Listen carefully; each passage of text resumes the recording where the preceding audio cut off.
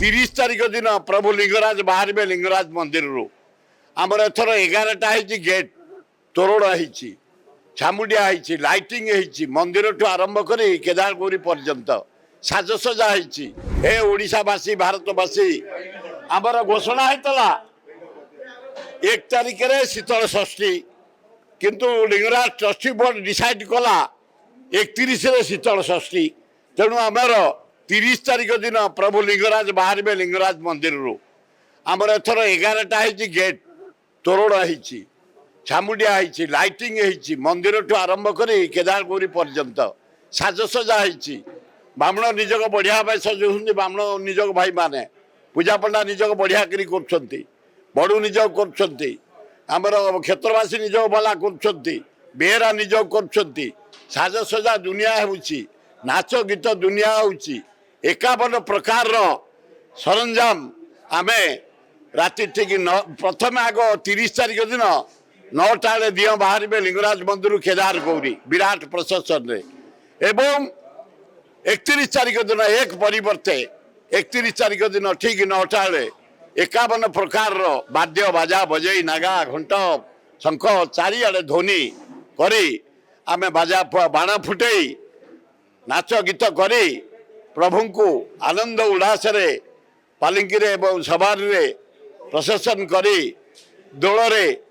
प्रभु को लिंगराज मंदिर नहीं कि आसबू दल मत निर्विशेष जाति मत निर्विशेष समस्त आम सहयोग करी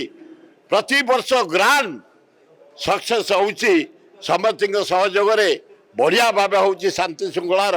एथर भावुँ आहरी उच्च कोटर हम आमर मोहन सरकार मोहन माझी मुख्यमंत्री की निमंत्रण करूँ पृथ्वीराज हरिचंद्र साहब लॉ मिनिस्टर अनुरोध करूँ कल्चर मंत्री करूँ एमपी करूँ समस्त की क्या आम छाड़ू अशोक पंडा को डाकीचु ये आमर बाबू सिंह भाइस प्रेसिडेंट आमर शिवानंद राय अच्छा आमर समीर महांती मूलू रही आम साथी भाइस प्रेसिडेंट समस्त रश्मि महापात्र नेतृत्व में आमर फाइनान्स जनरल सेक्रेटरी होती नारायण महापात्र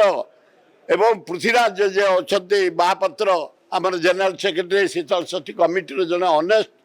बहुत बढ़िया निष्ठापर लोक समस्त सहयोग आम आशा करुचु 30 तारीख दिन उच्च कोटीर विराट प्रशासन करी प्रभु को आणिकी मंदिर रे छाड़िबा एवं 31 तारीख दिन जो आम डाकीचु आपण मैंने आसबे लिंगराज दर्शन करेंगे आमर गुआझर रे चंदन उत्सव से 31 हम से 31 हम आपण मैंने आज जोग देथिबारु धन्यवाद। जय लिंगराज के जय माँ पार्वती के जय गणेश के जय कार्तिक के